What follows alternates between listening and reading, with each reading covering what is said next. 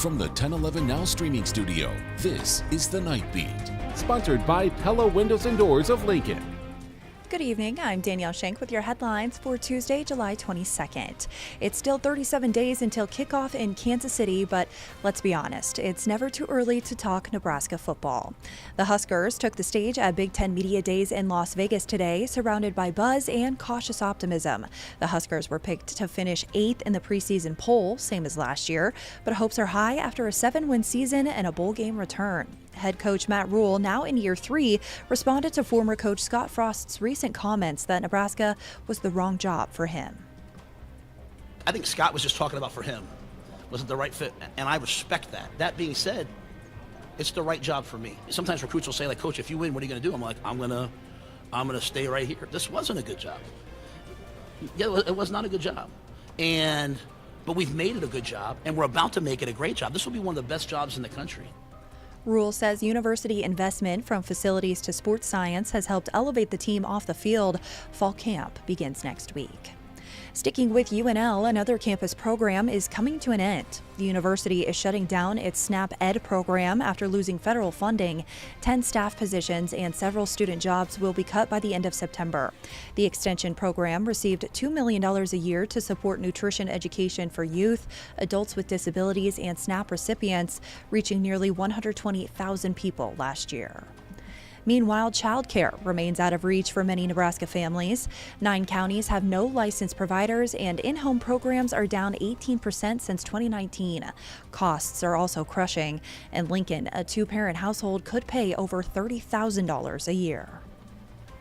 The most urgent thing is to make sure that childcare providers can make their margins, can operate their programs in a business-friendly environment that allows them to keep costs down.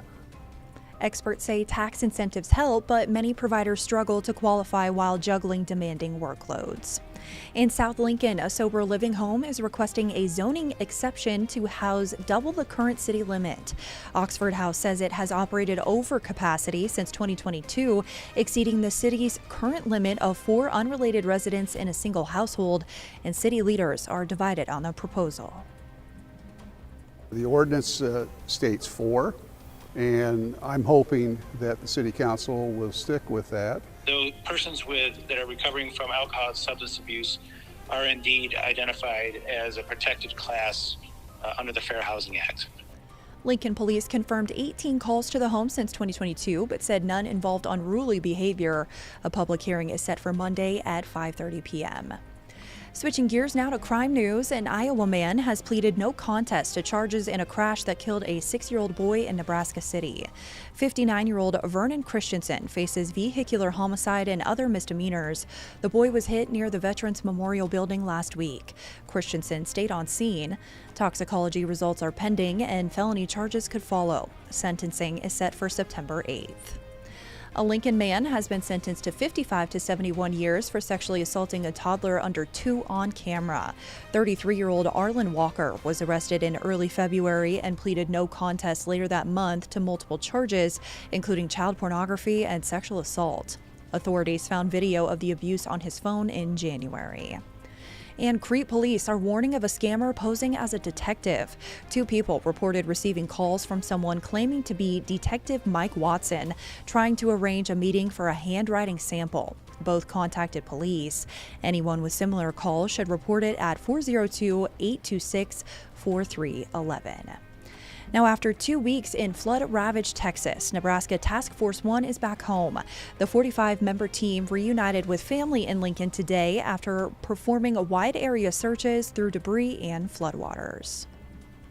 Whether it was handing out a bottle of water, whether it was giving somebody just an arm around them to give them a hug, that's what was important. More than 135 people have died in the floods, but many missing have been found. Rounding out your night beat is a check of the 7-day forecast.